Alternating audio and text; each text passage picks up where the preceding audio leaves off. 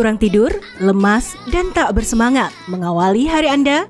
Ya, situasi seperti ini kerap kali membuat kita memilih untuk konsumsi kopi agar tubuh terasa segar. Bahkan, kopi bisa mengusir rasa ngantuk. Tak hanya pria saja, kini wanita pun gemar sekali mengonsumsi kopi. Minuman yang satu ini bahkan memiliki ragam jenis loh. Tak hanya kopi hitam saja, kopi juga bisa dicampurkan dengan aneka bahan lainnya, seperti susu, gula aren, dan karamel, sehingga mengubah rasa pahit kopi menjadi lebih disukai oleh penikmatnya. Kopi sebenarnya minuman yang menyehatkan, tapi hal ini masih menjadi pro kontra di masyarakat kita. Sebab kopi yang dengan beragam jenis pengolahan serta menjadi lebih manis mungkin saja bisa membahayakan kesehatan kita ya pemirsa. Wah, benar tidak ya? Fakta atau mitos nih? Eits, tapi jika mengonsumsi kopi dengan olahan dan takaran tepat, ternyata bisa menghindari kita dari penyakit tertentu. Benarkah demikian? Lalu, bagaimana cara yang tepat mengonsumsi kopi? Adakah efek samping jika terlalu sering konsumsi kopi? Berikut simak ulasannya bersama dokter di studio. Halo pemirsa, selamat pagi. Kembali lagi di Hidup Sehat bersama saya Intan Saumadina dan Dokter Haikal. Nah, Intan suka ngopi gak?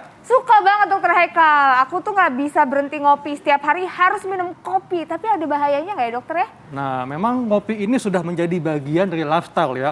Tua, muda, laki-laki, perempuan, semua suka kopi. Tapi apakah kita tahu nih manfaat yang terkandung di dalamnya? Makanya di tengah kita sudah ada Dr. Feni Nugraha, spesialis gizi klinik. Dan di sana ada Pak Michael, barista kita. Halo Pak, apa kabar? Baik. Halo, halo Dokter Feni.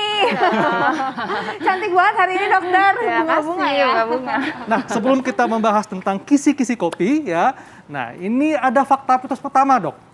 Katanya minum kopi dapat melancarkan sistem pembuluh darah dan menurunkan resiko stroke. Ini fakta atau mitos, Dok? Nah, ini fakta, Dok. Fakta. Iya, nah jadi memang ini terkait dengan kandungan asam klorogenat yang ada di dalam kopi. Iya. Nah, jadi yang memberikan manfaat kesehatan ini adalah si asam klorogenat tadi. Karena fungsinya dia sebagai antioksidan, kemudian menurunkan inflamasi, lalu menurunkan kadar kolesterol dan juga trigliserida, dan juga membantu untuk menurunkan tekanan darah gitu. Jadi memang sangat baik untuk fungsi pembuluh darah, fungsi jantung, dan juga dapat mencegah resiko dari stroke.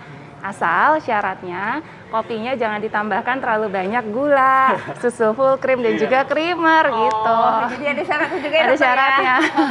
Nah dokter, ini kan emang ternyata kopi itu ada manfaat baiknya juga ya. Dan ternyata banyak tadi ya, cuman nggak boleh ditambahin macam-macam. Nah kita langsung buat aja yuk kopi yuk. Boleh. Penasaran Wah, setuju sama banget nih. Mas Michael. Langsung yuk kita kesana yuk. Ayo, Dok. Wah, ini Halo. lengkap ya. Pak Michael lagi nyiapin kopi apa? Ini lagi siapin kopi pakai metode V60. Jadi Iya. ini aku lagi manasin wadahnya dulu gitu. Oke. Udah pada ngopi apa belum nih? Belum pagi ini.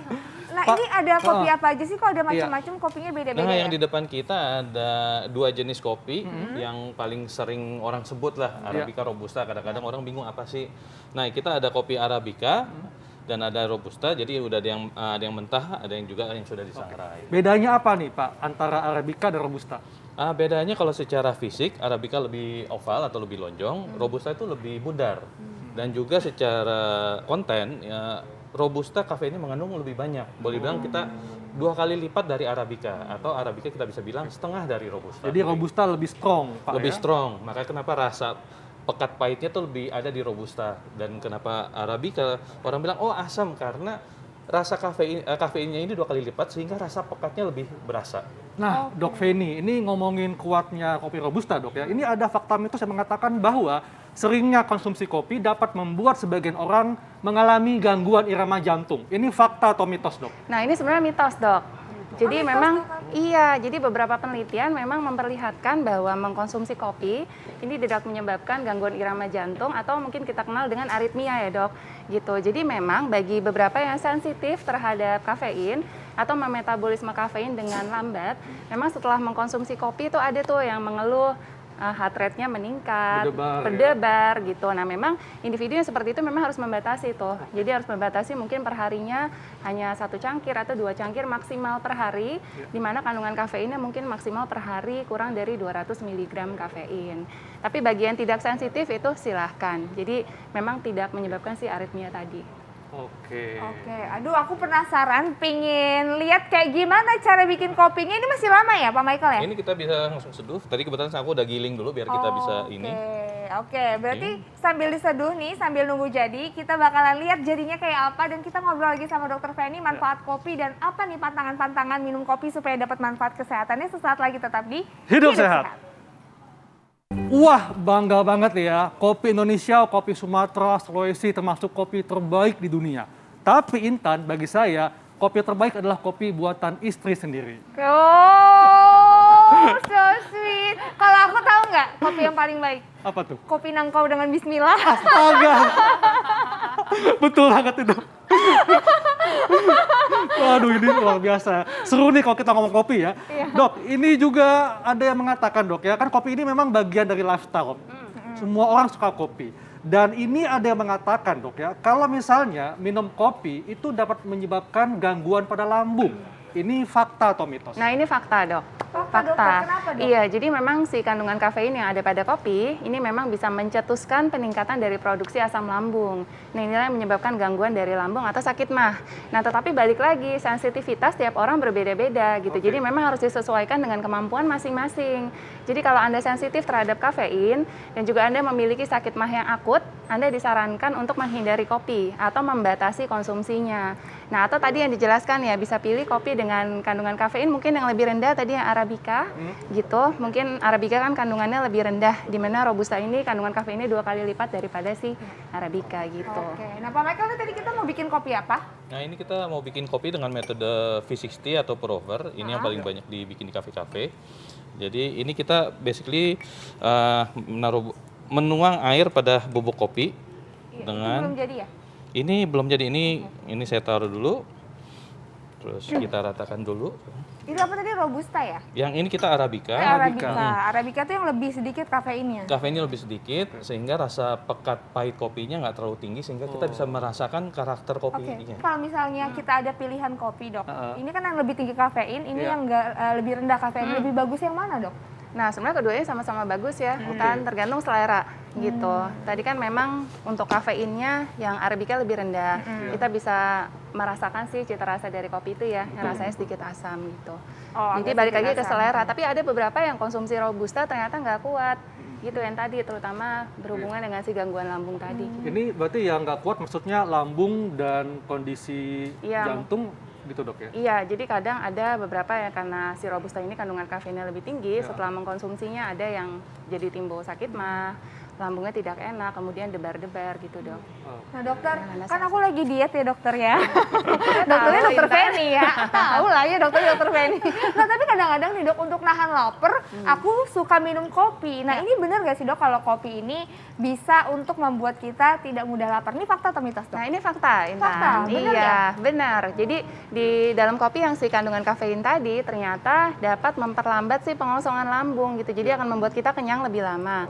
Dan dia menghasilkan hormon yang fungsinya adalah untuk mengontrol si nafsu makan. Dan beberapa penelitian memperlihatkan kalau konsumsi kopi ternyata sebelum makan, jadi kurang lebih setengah jam hingga 4 jam sebelum makan, ternyata dapat mengurangi asupan kalori kita dalam 1 hari itu. Gitu. Dan juga ternyata si kopi ini membantu dalam penurunan berat badan. Kenapa? Tadi berhubungan dengan si asam klorogenat tadi tuh. Nah, si asam klorogenat ternyata membantu meningkatkan pembakaran dari si lemak dalam tubuh kita. Sehingga cadangan lemaknya berkurang, berat badannya bisa turun. Gitu. Tapi kopi yang seperti apa dok? Kopi hitam atau boleh jadi pakai? sebenarnya si asam klorogenat ini kandungannya paling tinggi tuh di kopi yang belum diproses atau disangrai. Jadi mungkin yang masih seperti ini ya, yang belum diproses. Jadi belum di roasting gitu. Jadi ini asam klorogenatnya lebih tinggi dibandingkan yang sudah diolah. Tetapi untuk seperti ini mungkin agak sulit ya. Agak sulit karena untuk dia diolah ketika jadi sangat keras sekali. Sangat keras. Jadi perlu alat giling yang benar-benar sangat kuat untuk menghaluskannya. Oke. Nah, kopi seperti ini tetap ada asam klorogenatnya tapi agak sedikit berkurang gitu karena pemrosesan. Ini kayaknya kopi udah mulai jadi nih Pak Michael ya. Wah ini Dokter Haikal udah ngomong. ini karena spesial loh, langsung diracik oleh baristanya nih. Iya. Nah, Tapi ini kalau dokter misalnya kita belum makan dokter, konsumsi kopi. Ini gimana dok? Masalah nggak untuk lambung atau gimana? Nah, sebenarnya disesuaikan dengan kemampuan masing-masing ya, Intan. Karena tiap orang beda-beda. Ada orang yang memang bisa minum kopi seperti saya, contohnya bisa minum kopi pada saat kosong perut juga aman-aman aja. Tapi beberapa lagi yang sensitif, ketika minum kopi pada saat kosong perut langsung asam lambungnya naik, kemudian lambungnya tidak enak. Iya. Jadi disesuaikan dengan kemampuan masing-masing. Kalau tadi kan Dok Vini bilang mengatakan bahwa kalau misalnya kopi yang baik itu kopi yang memang tidak dicampur-campur primer banyak, gula yang banyak. Nah, kalau dari Pak Michael nih, Pak sebetulnya ketika meracik kopi itu apakah ada perbedaan? Artinya racikan seperti apa yang membuat kopi akan menjadi lebih baik khasiatnya? Nah, di kopi ini yang menarik, di dalam kopi ini ada dua hal. Satu yang larut dan satu yang tidak larut. Nah, yang larutnya ini sekitar maksimal itu cuma sampai 28-30%. Tapi kita di kopi yang kita mau larutkan adalah sekitar 18-22% maksimal. Karena lebih dari itu, yang rasa yang kurang baiknya itu ketarik. Jadi kita mencoba menarik sekitar, kalau target 20%, sehingga semua yang baik dari kopi kita bisa nikmati. Jadi ibaratnya kalau lebih dari itu, ibaratnya kayak kita seduh teh lama sekali, sehingga rasa pahitnya nggak nikmat itu kita rasakan kayak gitu. Oke, jadi itu ya. Nah, Dokter Feni, bagaimana dengan liver dok? Karena ada fakta dan mitos yang beredar bahwa katanya mengkonsumsi kopi ini bisa mencegah penyakit liver. Ini fakta atau mitos dok? Nah, itu fakta. Fakta? Intan, iya. Karena tadi tuh yang si kandungan si asam klorogenat tadi, balik lagi, si asam klorogenat ini dia berfungsi untuk menurunkan resiko dari fatty liver atau perlemakan hati. Dan juga ada kandungan diterpen namanya di dalam kopi. Ini juga sifatnya hepatoprotektif, jadi melindungi dari si fungsi hati kita gitu. Oh, jadi itu ya bisa untuk mencegah liver ya dok? Ya. Intan kan sebagai perempuan dok ya, tentu semua perempuan khawatir ketika memasuki masa usia 50 tahun, itu kan akan ada menopause. Nah, katanya dok, kalau sering konsumsi kopi terlalu banyak, itu bisa meningkatkan resiko terkena osteoporosis. Ini fakta atau mitos? Nah, ini fakta, Dok Haikal. Jadi sebenarnya, iya, jadi si kopi ini kan ketika kita konsumsi, dia bisa meningkatkan frekuensi dari buang air kecil. Nah, sehingga si kalsium juga itu akan terbuang melalui urin. Nah, tetapi beberapa penelitian memperlihatkan di mana dibarengi dengan si asupan kalsium dan vitamin D-nya tuh rendah. Dan beberapa penelitian lain, ini penelitian itu masih inkonsisten. Jadi beberapa penelitian lain memperlihatkan ternyata konsumsi kopi tidak menyebabkan osteoporosis. Jadi penelitian yang memperlihatkan kalau konsumsi kopi menyebabkan osteoporosis, itu beberapa yang konsumsi kopinya tuh terlalu berlebihan dan terlalu banyak gitu. Tapi kalau sehari sesuai rekomendasi hanya sekitar 3 hingga 5 cangkir maksimal, itu seharusnya tidak. Jadi butuh penelitian lebih lanjut dok. Gitu. Jadi memang harus betul-betul yang baik itu adalah kopi yang memang black coffee dok ya? Iya. Tidak ditambahin susu, Iya, gula benar berlebih. banget, benar. Kalau Untuk ditambah mendapatkan manfaat susu itu maksimal. berapa banyak dok bolehnya? Nah, ditambahkan susu mungkin Anda bisa memilih susunya yang rendah lemak atau susu skim yang tanpa lemak ya. Mungkin secukupnya ya agar si rasa dari kopi itu masih terasa dok dan manfaat dari kopinya akan lebih maksimal. Kayak susu almond, susu soy boleh juga? Boleh, tapi yang tanpa gula, Intan. Tanpa gula ya. Tapi kalau misalnya kopi nih dok udah ditambah-tambahin, biasanya kan orang suka nambahin gula gitu. Itu berkurang nggak sih dok manfaatnya atau? Sebenarnya kalau ditambahkan gula asal tidak berlebihan, gulanya tetap kopinya manfaatnya akan dirasakan secara maksimal ya. Tapi kalau berlebihan, lebih dari rekomendasi itu pasti akan meningkatkan kadar gula darah.